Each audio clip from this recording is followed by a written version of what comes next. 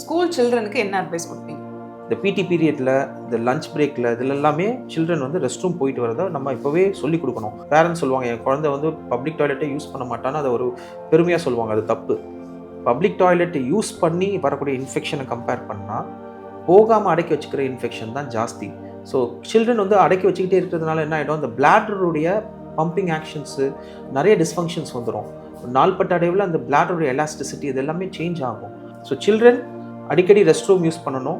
Hygiene, personal hygiene சொல்லிக் கொடுக்கணும் குழந்தைங்களுக்கு. ப்ராப்பராக எப்படி வாஷ் பண்ணுறது, கை எப்படி சுத்தமாக வச்சுக்கிறது, and public toilet seat covers எல்லாத்தையும் ஸ்டெரிலைஸ் பண்ணிவிட்டு உட்காந்து யூஸ் பண்ணணும் girl children. And always front to back flushing therapies use பண்ணணும். ஸோ இது எல்லாமே நம்ம சொல்லிக் கொடுத்துடணும் ஒன்று. ரெண்டாவது, இன்டேக் ஆஃப் வாட்டரையும் நம்ம கொஞ்சம் கரெக்டாக சொல்லிக் கொடுக்கணும். யூரின் கலரை பார்க்க சொல்லணும். நீங்கள் உங்கள் சைல்டுக்கு சொல்லுங்கள், யூரின் கலர் மஞ்சளாக இருக்குது அப்படின்னா நீ தண்ணி சரியாக குடிக்கலாமா போன 1 hour, அதனால யூரின் கலர் மஞ்சளாக வருது. மஞ்சளாக வந்துச்சுன்னா உனக்கு கல் ஃபார்ம் ஆக சான்சஸ் ஜாஸ்தி. ஸோ அதே மாதிரி சால்ட் லெவல்ஸில், சின்ன சால்ட் லெவல்ஸ் இருக்கும்போதே நம்ம தண்ணி நிறைய எடுத்துக்கிட்டோம்னா கல் வந்து கிறிஸ்டலைஸ் ஆகாமல் அப்பப்போவே வெளியில் வாஷ் ஆகி போயிடும்.